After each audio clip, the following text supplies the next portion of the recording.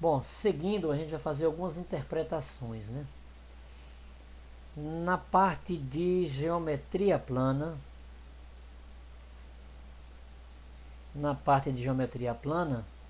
figuras como triângulo, como quadrado, que a gente viu muito ontem, retângulo, né?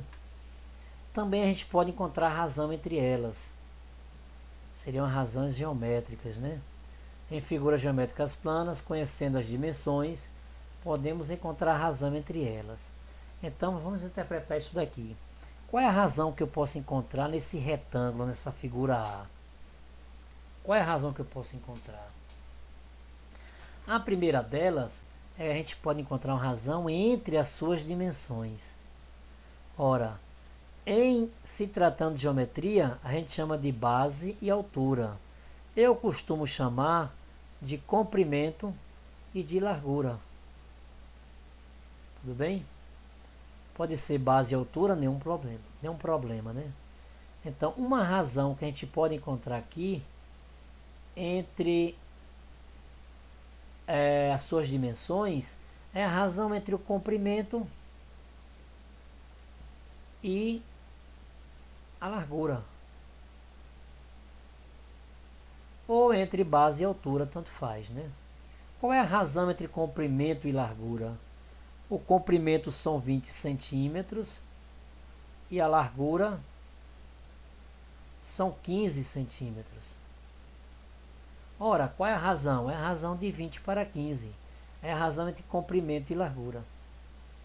Então, se você quiser encontrar uma razão mais simplificada, você pode dizer que centímetro por centímetro vai ser cancelado, porque lá divisão, lembra de propriedade de potências? Dividindo centímetro por centímetro, subtrai os expoentes. Se eu tenho uma aqui, o menos um, zero, né? Então, centímetro é cancelado. E o 20 e o 15 eu posso simplificar por quem? Por 5, né?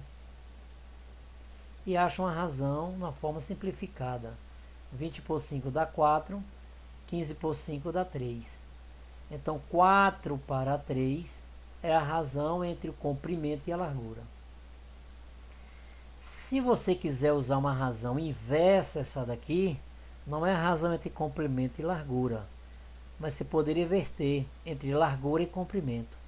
Então, qual seria a razão entre largura e comprimento?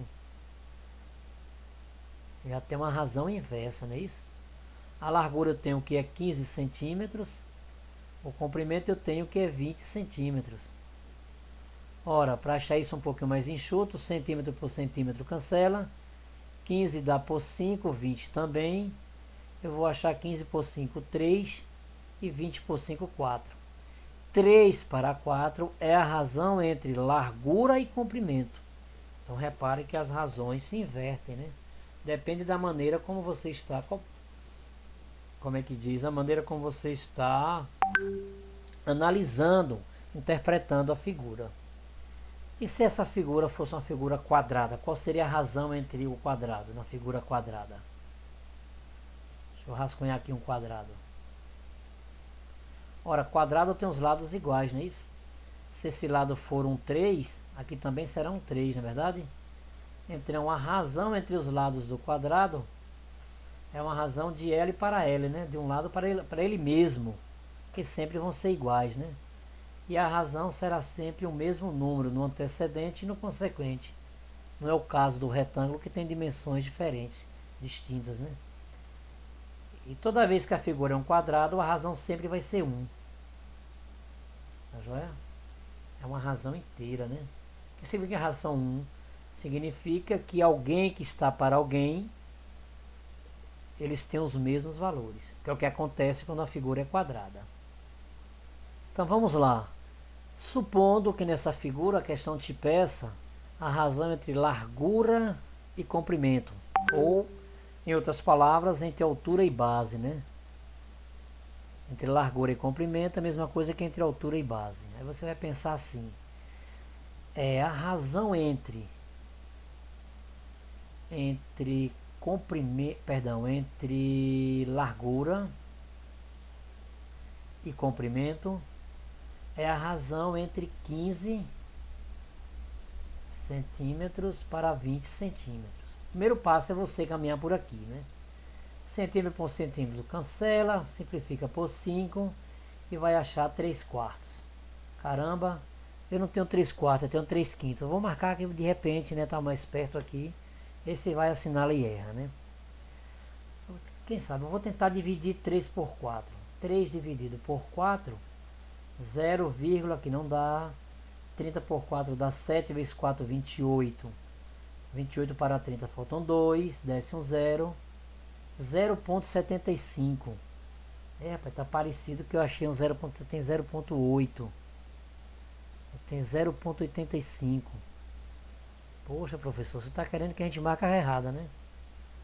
Aí você começa a pensar em possibilidades. Mas aqui tem um negócio de porcentagem aqui embaixo. Poxa, será que eu consigo transformar essa razão de 3/4 numa porcentagem? Bacana. Como é que eu faço para encontrar uma porcentagem numa razão de 3/4? Aí você vai ter que se lembrar, não é agora, é lá no ensino médio.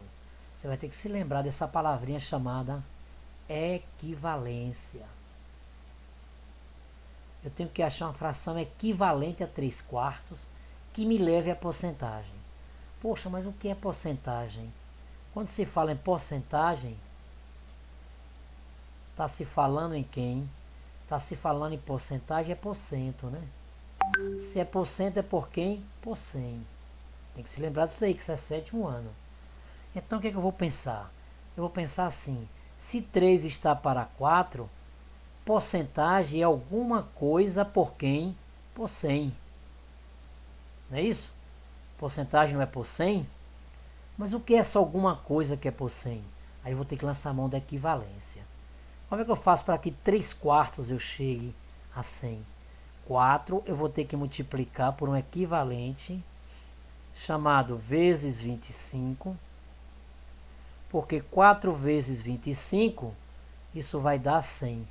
Ora, o antecedente também vezes esse mesmo 25. E 3 vezes 25 não é mais interrogação, porque eu sei quanto é 3 vezes 25, que é 70. Tudo bem? Perdão, 75, né? 3 vezes 25, 75. Ora, se eu encontrei uma fração equivalente a 3/4, que é 75 para 100, 75 para 100 é 75 para 100. É 75 por 100, é 75%. Aí você chega na solução para marcar a resposta correta. Vocês pensaram assim quando responderam? Então você já poderia ter tirado uma conclusão antecipada aqui, olha. Se eu tenho 0,75, isso é décimos centésimos. São 75 centésimos. Então já dá para você ligar os fatos. 75 centésimos, 75 centésimo por 100, né? 75 centésimos, 75 por 100. Se é centésimo é por 100. Se é décimo é por 10. Se é milésimo é por 1000. Então já poderia deduzir daqui e encontrar os 75% aqui mesmo, né?